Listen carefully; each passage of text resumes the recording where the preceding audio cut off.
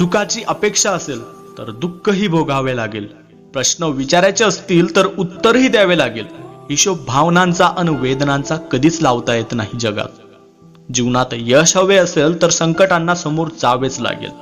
एक गोष्ट ऐकवतो मित्रांनो, त्यातून काय शिकायचं ते तुम्ही ठरवा. एक पर्यटक अशा शहरात आला जे सर्वच उधारीमध्ये बुडले होते.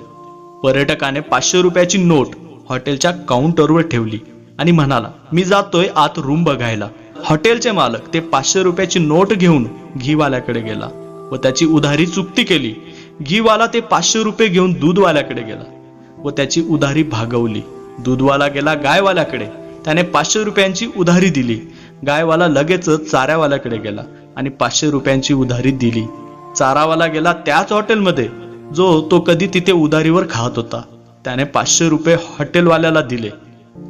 तेवढ्यात तो पर्यटक परत काउंटरवर आला आणि म्हणाला, मला रूम पसंत नाहीये. त्या हॉटेल मालकाने तेच 500 रुपये त्याला परत दिले. ना कुणी कोणाला दिले ना कुणी घेतले.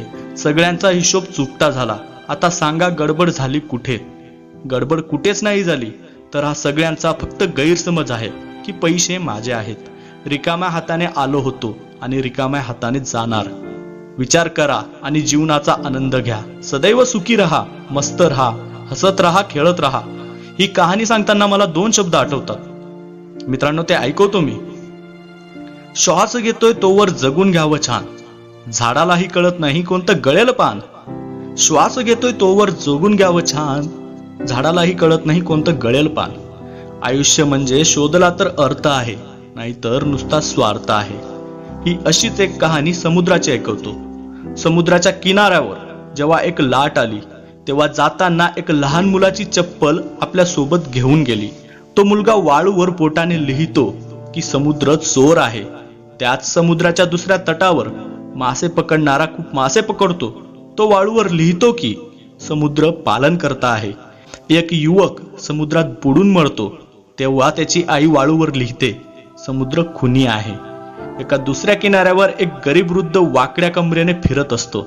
त्याला एक मोठ्या शिपमध्ये एक अनमोल मोती सापडतो. तो वाळूवर लिहितो की समुद्र दाता आहे. अचानक एक विशाल लाट येते आणि सर्व लिहिलेले पुसले जाते.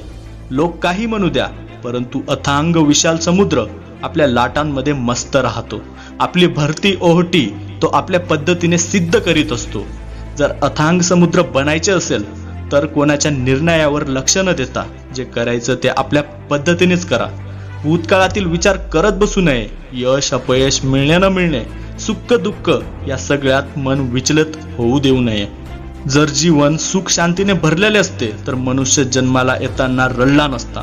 जन्माला येताना रडणे आणि मेल्यानंतर रडवणे यामधील संघर्षमय वेळेलाच कदाचित जीवन म्हणतात. लोक पैसे कमवण्यासाठी तब्येत खर्च करतात आणि पैसा आला की तब्येत चांगली करण्यासाठी पैसे खर्च करतात. म्हणूनच जीवन हे संघर्ष आहे आणि मृत्यू विश्रांती. मित्रांनो, या छोट्या छोट्या गोष्टी तुम्हाला जीवनात खूप काही शिकवून जातात. बस त्यासाठी स्वतःची काळजी घ्या. मित्रांनो, हा व्हिडिओ तुम्हाला खरं जीवन जगण्यासाठी मदत करेल तर तुम्हाला जगाची रियालिटी रिअलाइज नक्कीच झाली असेल. मग हाच तर आहे जीवनाचा खरा सार. व्हिडिओ आवडला असेल तर लाईक करून शेअर नक्कीच करा.